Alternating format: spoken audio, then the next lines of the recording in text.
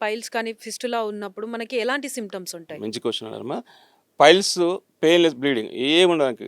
దొడ్డికి పోయినప్పుడు patient bleeding అయితుంటది. Pan మీద రెడ్‌గా కనబడుతది. అప్పుడు ఇమ్మీడియేట్‌గా డాక్టర్‌ని కన్సల్ట్ కావాలి. పెయిన్ ఉండదు పైల్స్‌లో. అదే ఫిషర్‌లో అయితే ఎలాంగ్ ది స్టూల్స్ చీలికలాగా బ్లడ్ స్టెయిన్డ్ స్టూల్స్ వస్తాయి. ఈ దాని బ్లీడింగు స్టార్టింగ్‌లో బ్లీడింగ్ ఉంటేనో that is due to haemorrhoids. At the end of the defecation ఉంటేనో that is due to fissure. అది క్లినికల్ డయాగ్నోసిస్ ఇమ్మీడియేట్ చేయొచ్చు మనం. మన పేషెంట్‌ని అడిగితే బ్లీడింగ్ ఎప్పుడైతుందంటే ఫస్ట్ దొడ్డికి పోయే ముందు పడుతుందా? తర్వాత పడుతుందా? అంటే దొడ్డికి పోయే ముందు పడితే దట్ ఈస్ హెమరాయిడ్స్. దొడ్డికి తర్వాత పడితే that is fissure. Okay. Simple as that. ఫిస్ట్‌లా అయితే ఏమైతుందంటే మనకు పెరియానల్ యాబ్సెస్ చీమగడ్డ అయితది.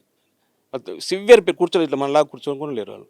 సివియర్ పెయిన్ తోటి ఉంటారు. అప్పుడు ఇమ్మీడియేట్‌గా డాక్టర్‌ని కన్సల్ట్ కావాలి. అట్లే నెగ్లెక్ట్ చేసినాం అనుకోండి, డాక్టర్ దగ్గర పోతారు, ఆర్ఎంపీల దగ్గరికి, వాళ్ళ దగ్గర పోతే వాళ్ళు యాంటీబయాటిక్స్ ఇస్తారు. యాంటీబయాటిక్స్ ఇవ్వడం వల్ల అది ఇమ్మీడియేట్‌గా రప్చర్ అవుతుంది. రప్చర్ అయ్యి అది లోపలికి ఓపెన్ అవుతుంది, మళ్ళీ బయటకు ఓపెన్ అయ్యి మళ్ళీ ఫిస్టులా ఫామ్ అవుతుంది. ఇమ్మీడియేట్ సర్జన్ ప్రాక్టాలజిస్ట్ని కన్సల్ట్ చేస్తే ద యాబ్సెస్ కూడా we can prevent by treating abscess in the formation of fistula. Okay. Fistula రాకుండా కూడా ప్రివెంట్ చేయొచ్చు యాబ్సెస్ని కరెక్ట్‌గా సర్జరీ చేస్తే.